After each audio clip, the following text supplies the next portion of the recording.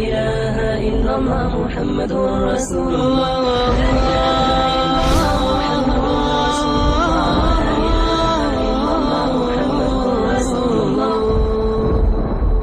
برا ماحول چھوڑو، بری دوستیاں چھوڑو، نیک لوگوں کا ساتھ اختیار کرو.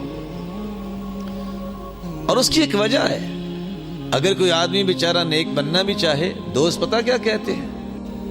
اور جانتے ہو اکٹھے تم گانے سنتے تھے، اب تم نیک بن بیٹھے ہو، ہمارے ساتھ ہی تو تم ہوتے تھے. اور ساتھ ایک لفظ بولا جاتا ہے، 100 چوہے کھا کے بلی حج کو گئی. پتہ نہیں ہے کہاں لکھا ہے. اور وہ بھی ڈر جاتا ہے کہ واقعی اب مجھے حج پہ تو نہیں جانا چاہیے، اور چوہے کھانے چاہیے.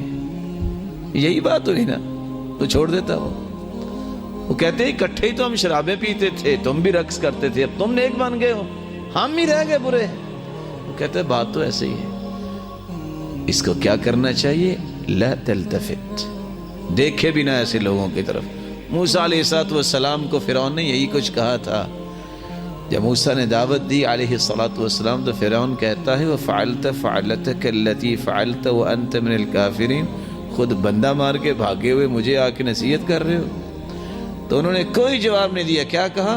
قَالَ فَعَلْتُهَا إِذًا وَأَنَا مِنَ الضَّالِّينَ، اس وقت میں بھولا ہوا تھا، اب ذرا ہوش سے بات کرنا، اب میں نبی بن کے آیا ہوں. کبھی ان کی باتوں میں غور نہ کرو.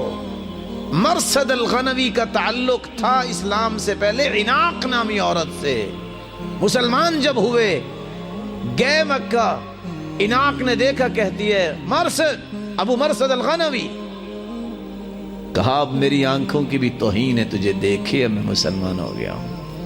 ومن يأمن فيها دنيا الدواهي تدوسين المصاحب في التراب وأعجب من مريدك وهو يدري بأنك في الورى أم العجاب.